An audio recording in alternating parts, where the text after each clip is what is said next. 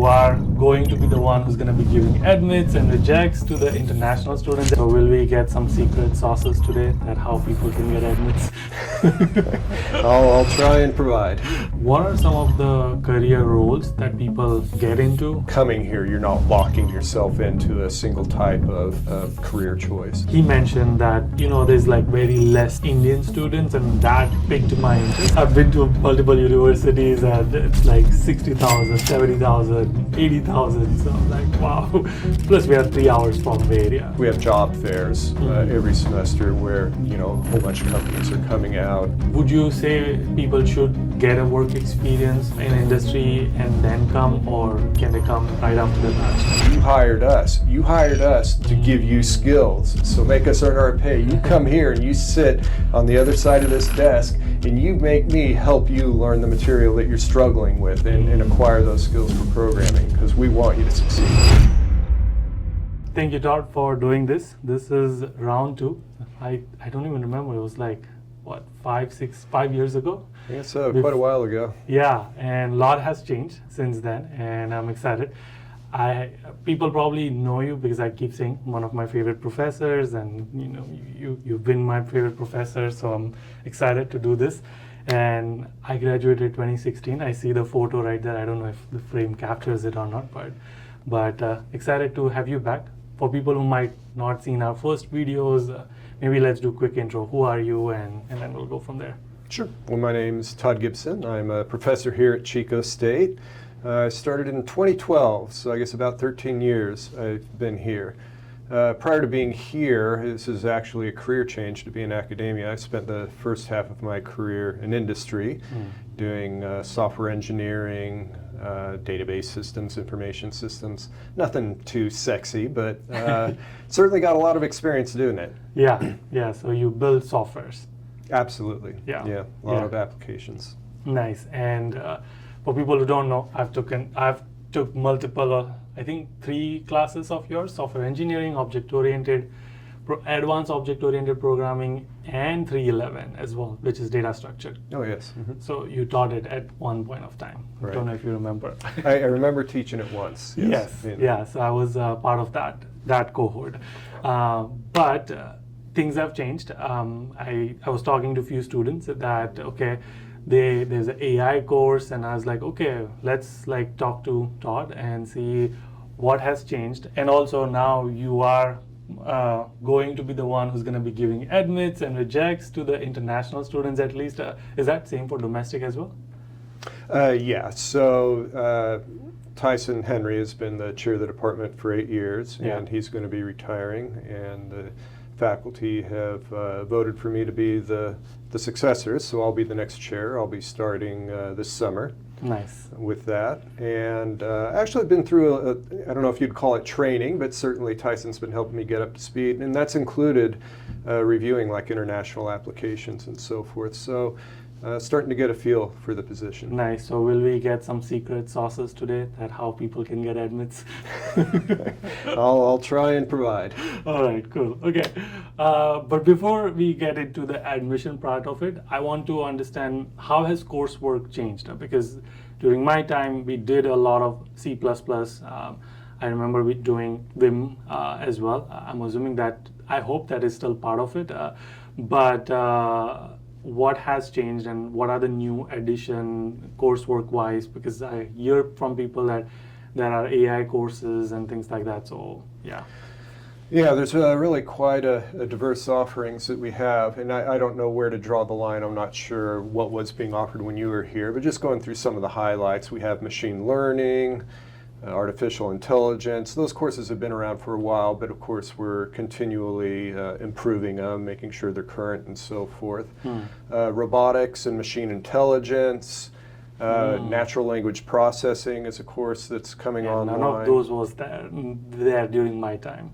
Right. Applied graph theory. We have, let's see, DevOps. And DevOps engineering, and client-side and server-side app development. We've got scalable software systems, And also cybersecurity is definitely huge. Yeah. Is it still David Zaitchik? David Zaitchik has been spearheading that effort, and what your folks may not know is that there's here in the U.S. National Cyber League. They sponsor a competition every semester, and it gets thousands of teams from colleges around the U.S., and we regularly place in the top 3. So we've got a really, really good cybersecurity set of offerings. We currently have a minor. We're in process of getting a major. Oh, wow. Going, and in the distance, we have our eyes on a master's in cybersecurity. That's amazing. But we currently have a lot of course offerings there: network forensics, computer forensics. So if someone were to become a security engineer, you think they could possibly from doing this path? Like if they were to take masters in computer science and take one of these, not one of these, but take multiple of these cybersecurity courses.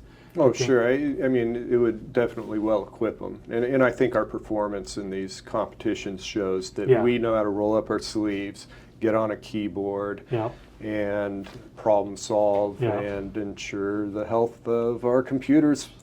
Yeah. So, Yeah.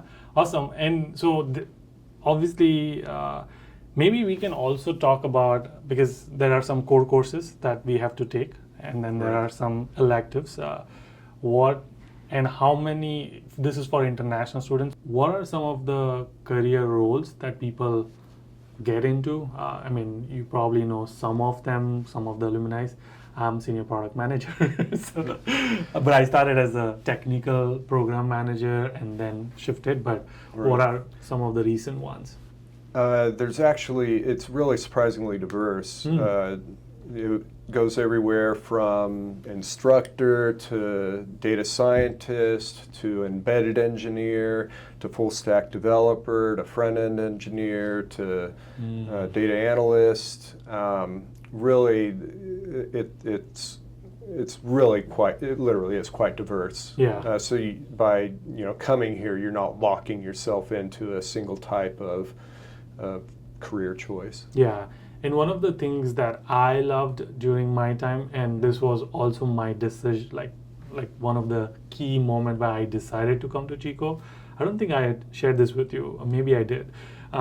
So Chico State was there in one of the education fair when I was deciding 2013, and I met at that time James was the international student department person, and he mentioned that there's like very less Indian students, and that piqued my interest. So the point is like the cohort size is smaller, and what I like is that you still get to build this one-on-one relationship with professors and the staff and even in international education team, because we are hanging out even after 10 years of me graduating. Brian, I'm in touch with Brian Dixon and also David Zaitchik and Jaime as well. So would you say like that is intentional as well, that we want to have this relationship with the students as well? Oh yeah, absolutely. You have to consider where we're coming from. We are here at this institution because we really enjoy teaching. We really enjoy the interaction with the students. Building those relationships are as fulfilling for us as it is for the students. So getting to know your names, keeping the door open so people can stop by and just say hi. Absolutely. That's what makes it really fulfilling for us. For me as well, and I was assuming a lot of my batchmates, which are right there, I see all of them in the photo frame, would also agree with that. But what has the tuition fees changed? I'm switching gears to more like technical things. Like, has the tuition fees similar? What's the total cost? So it's about $18,500 per year. So that'd work out for a 2-year stay here. Like that'd be about $37,000. That is wild compared to. I've been to multiple universities and it's like 60,000, 70,000, 80,000. So I'm like, wow. Plus we are 3 hours from Bay Area. So right. Yeah. Bay Area, for people who don't know, is Silicon Valley, which is where Google and all the headquarters, tech companies are. Yeah, so 3 hours and you're in the middle of it. A Yep. 3-hour drive, absolutely. Yeah, yeah. And what about on-campus job? Like, is that something people are able to get? And also, like, I know during my time, TA was like one of the big thing. A lot of my classmates had TA. I was also offered one, but I decided to do other on-campus job. Is that still a thing? Like, can students? It certainly can get jobs on campus. I don't believe there are going to be enough jobs for everyone, but for those for whom it's important, they can certainly pursue that. Regarding TAs, our lower division courses generally have TAs in the labs. I'm teaching the second in our course sequence, and I've got 2 graduate students serving as my TAs in there for 4 hours a week, I guess, for each of them. Nice. So those are there. We hire tutors so that the undergraduate students can just drop in and get some help. Yeah. So there are certainly opportunities out there. Yeah. As far as getting them, I think it's really probably building a relationship with the instructor, in particular with the TAs, building a relationship with them. My current TAs, they actually just came in and had a conversation with me, and I needed some tutors, and they've been with me. Oh, so they literally just walked in and just told you like, hey, I would be interested? Yeah, so I talked to them about it, and I had, so I normally do have graduate students as the TAs, and you folks, you keep graduating on me, so I need to find other people, and so the timing was right, and so I was happy to be able to offer them to be able to do that. So have conversations, get to know your instructors. Again, that's what we're here for, is obviously for the learning and teaching part, but building those relationships. Yeah, and I know cold email also works, but you do want to be very intentional with your cold emailing when you are reaching out for teaching assistant or research assistantship or grader positions, etc. Right. Would you agree, disagree? I think it's accurate that having that face-to-face conversation is the way to go. Yeah. And having a track record of being here, certainly. Yeah. I want a TA for someone who's been here for at least a semester and knows the rigor that's required of the coursework and so forth, and is confident and competent for helping my undergraduate students. Yeah. So. And what about scholarships? I know there were scholarships during my time as well. Are there still scholarships, and if there are, how can people get it?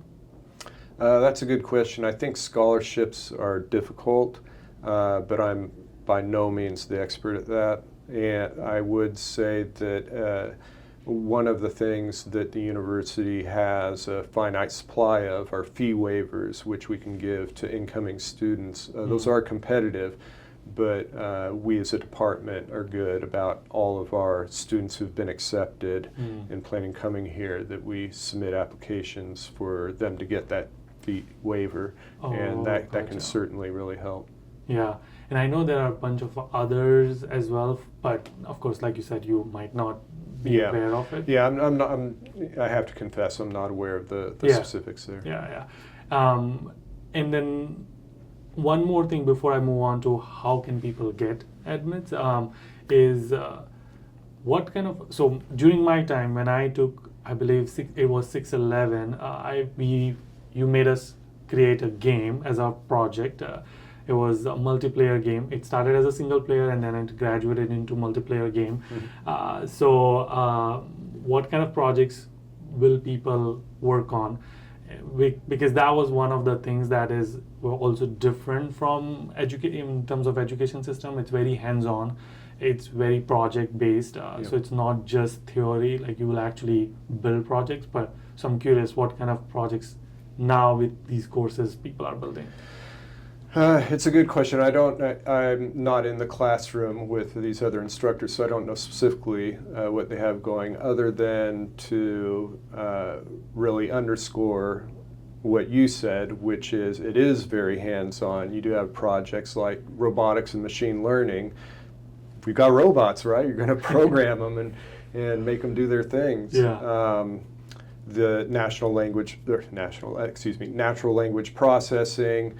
Of course, you're going to be building systems that are going to be involved in doing that and integrating with large language models and things like that, as well as understanding the theory behind it. It certainly isn't building these things without knowing why you're doing it, but to understand the theoretical underpinnings as well. But it's very important that our graduates can leave here and that they can walk the walk, as they say, that they can actually write these applications from day one when they're hired by someone. Yeah. And another thing that I also enjoyed during my time, we had a lot of industry sessions. Like companies would come and do their talk. I don't know if you recall it or not, but like there were a bunch of companies who came and they did their talk, and I got to talk to hiring manager, recruiters. Do we still do those information sessions?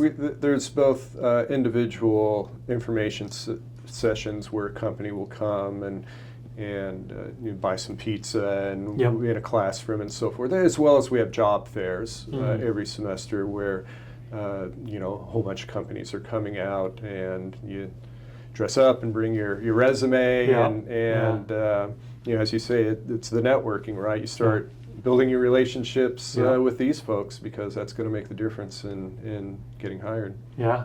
Moving to, okay, this is a great program.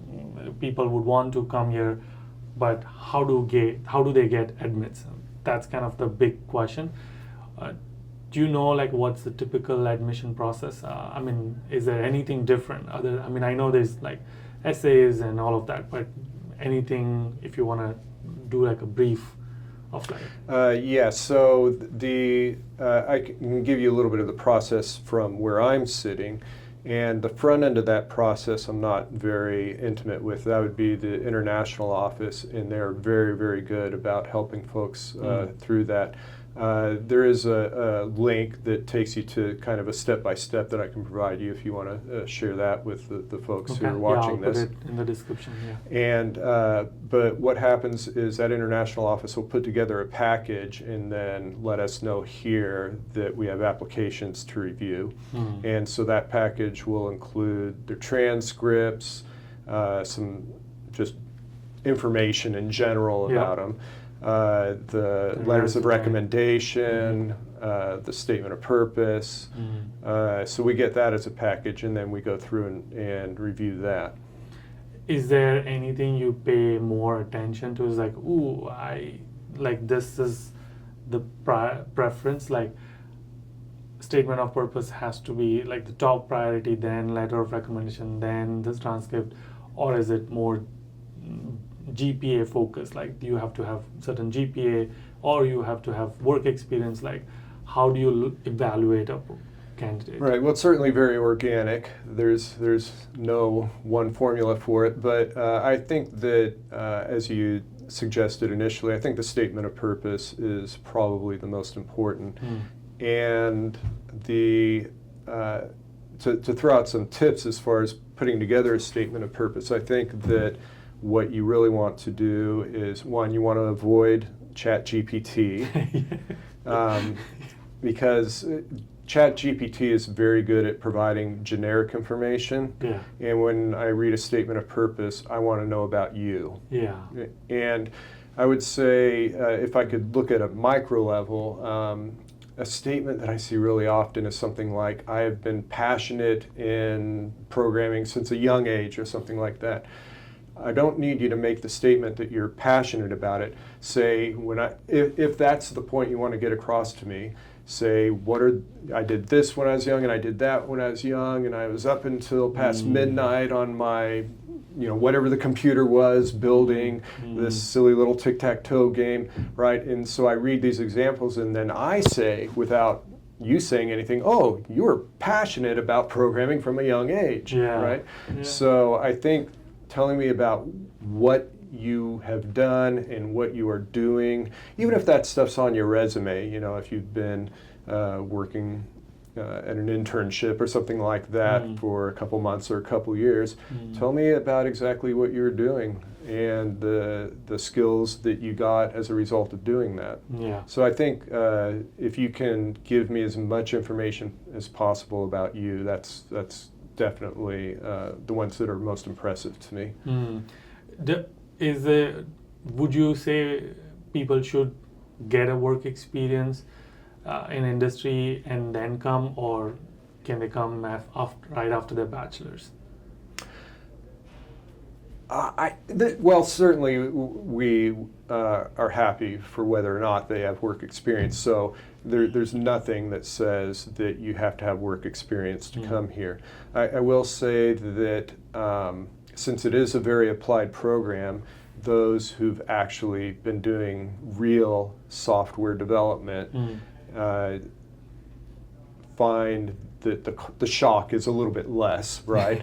You know, the water in the swimming pool is cold, and if you haven't been in the pool before, then it's really a shock to the system. And so if you're coming right from your bachelor's and you haven't been doing a lot of hands-on programming, actually building complex applications, you know, it's a shock.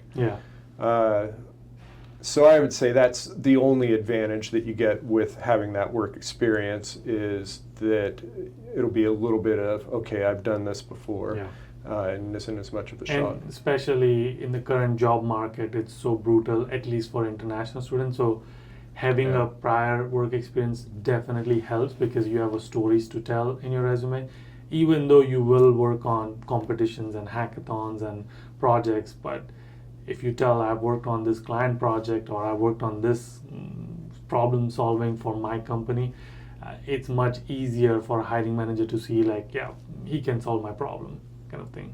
Yeah, no, absolutely, that's true. But certainly from our perspective sitting here, it's neither going to disqualify you, or it's not even going to hurt you if you don't have the experience, right?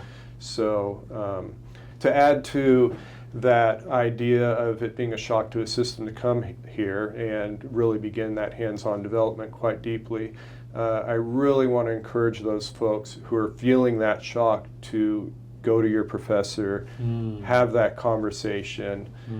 We really want to help you. And what I see sometimes is people are a little bit, I don't know whether it's fear or whatever, but there's a barrier there, and they don't want to start talking to their professor and working through this. Look at us as you hired us. You hired us to give you skills, so make us earn our pay. You come here and you sit on the other side of this desk, and you make me help you learn the material that you're struggling with and acquire those skills for programming, because we want you to succeed. I remember solving one of the assignments that you had given us, and it was due at midnight, and typical international student experience, 11 o'clock I'm emailing you, it's like, can I get what about this one? I'm really stuck on this one. And then you still responded at 11:05, which was shocking to me.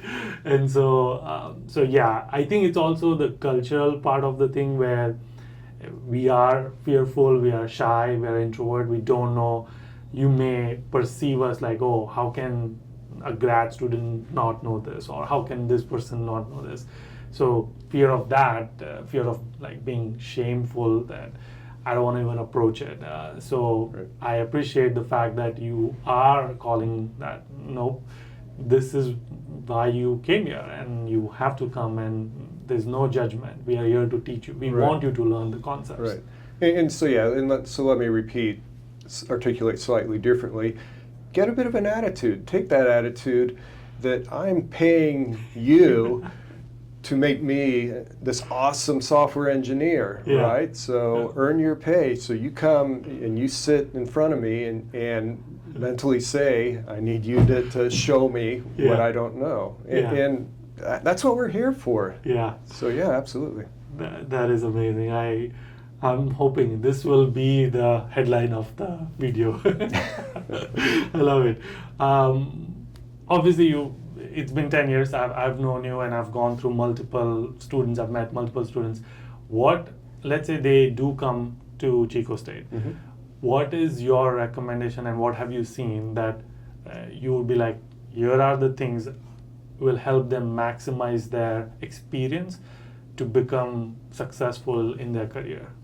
Here are the roadmap for doing XYZ things. I mean, it doesn't have to be like a blueprint, but Well, it's certainly, I mean, other than everything that we've already talked about, yeah. I think when you're pursuing a master's degree, there is a feeling that you have an interest and, dare I say, a passion for the domain, right? Yeah. You want to Yeah. do this as a career, that Yeah. it's fun for you or it's exciting. There's some element that's motivating you to do it. And I would say that really you want to foster that, and you want to explore things outside of the classroom. There's some cases where some of the faculty will have opportunities, maybe the research opportunities, something like that. It isn't really common that there are paid opportunities, although there are certainly some paid opportunities, and we certainly have some graduate students who are being paid. But a lot of times, they are pursuing interests because they have a passion for it. And Yeah. this one faculty member is saying doing computer vision, and they really were inspired by that course, and so talk to the instructor, and the instructor say, yeah, I got some extra stuff to work on, right? So it does a couple different things. One is that it makes you more saleable once you graduate, because Yeah. you've got additional experience beyond what you're getting in the classroom. But it's also helping just round you out in your maturity, and just makes you, just that much better. Yeah, and building relationship again, piling on that thread of like relationship. Like, I'm a hiring manager in my company, and I hire all the time for product management and business analyst or data analyst as well. If you were to send me an email saying like, hey Yudi, I've got this student, or I might reach out to you saying like, hey, I'm looking for a couple interns, do you have recommendation? And you might tell me like, yep, here are the couple students I like them, or you take a look at their resume.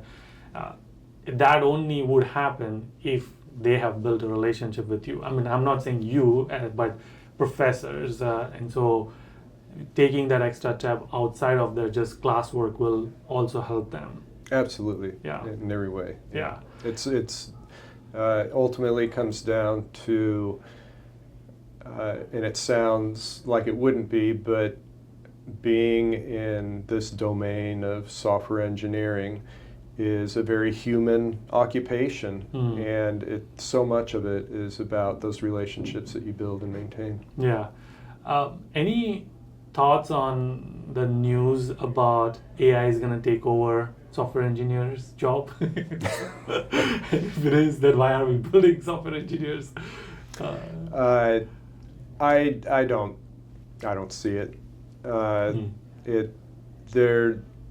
One thing that we as humans have is that spark of innovation, coming up with things that just simply, right, that idea generation that we as humans are natural at doing. Yeah. And software engineering is a very creative pursuit. Yeah. And so I don't see the AIs ever getting that creative spark that we enjoy as humans. So I think ultimately when it comes down to it, AI is going to be a very, very good tool that is going to make our lives far easier. They're going to deal with, the AI will deal with so much of the mundane stuff so that we can do the exciting stuff. Yeah.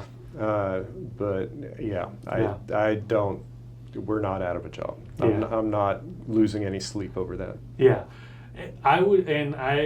The way I like to, when people ask me this question, I like to say people who are not learning how to use AI will definitely take over the job of people who are like, I'm not going to learn AI or how to use AI. because they are going to be much more efficient and faster than people who don't know how to use it or leverage it. Oh yeah, absolutely. Yeah. You know, it's like saying in this day and age that you're going to try and get around life without knowing how to use a computer. Yeah, yeah. Right? It's Yeah. inescapable, and AI will be too. You just it's going to be a part of your life, so you're going to want to Yeah, embrace that yeah. and learn all you can from it, and make that darn AI work for you. Yes, 100%. Cool. Any final thoughts, words of wisdom? Let's say they are here. What would you want to tell them?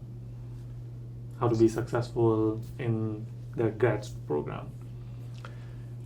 Stop by and say hi. For every class that you take here, go to that instructor's office hours and say, hi, I just want to introduce myself. I'm looking forward to your class. Or maybe you've been in the class for several weeks. I just want to say I'm enjoying the class, or I'm not enjoying the class because I'm struggling, but be honest. Go out of your comfort zone and talk to people. I am horribly introverted and shy. And so I get it. You are? I am. Okay. Yeah. You know, if you put me in an environment at a evening cocktail party or something like that, I'm most comfortable staring at the fish tank in the corner. Okay. Got it. But so I understand what it feels like to not want to do that. If you get out of your comfort zone and you meet every single professor that you have a class with, or even if you're walking by their office, it doesn't have to be long. It can just be 5 minutes long, and it'll make a huge difference. It'll definitely make a huge difference. Love it. And any programming tips or engineering tips for them to become a good engineer? Well, there's so much. You know, I have my pet biases. My career was based on Unix, on those old black screen with the green font, green glowing font. That was what I was sitting on when I first was a software And now engineer. there's a GitHub Copilot. Right, and so I think learning, for me, learning Linux, learning C++, learning Vim, these are things to my mind that are bringing you closer to the machine, so that even if you don't do those things ever, maybe you're going to be a front-end developer working on websites or something like that and be nowhere near C++ or that kind of editor, you'll have just such a more intimate understanding of how a machine works that when things go wrong, you'll know where to look for the issue and resolve it. Love it. Awesome. Cool. Again, Todd, thank you so much for doing this. I enjoy, as much as I enjoy our coffee dates, and I also love doing this as well. And I posted a story a few weeks ago where I was on the other side, was out teaching. I had an opportunity to teach a job hunting career boot camp, which was organized for Chico State students. And you were like very kindly sitting and taking notes. And I was like, oh my gosh, this feels like, but it's amazing. Thank you for doing this. And I know we will do more of this, but until our next one. Absolutely. And keep smiling and keep hustling. Nice.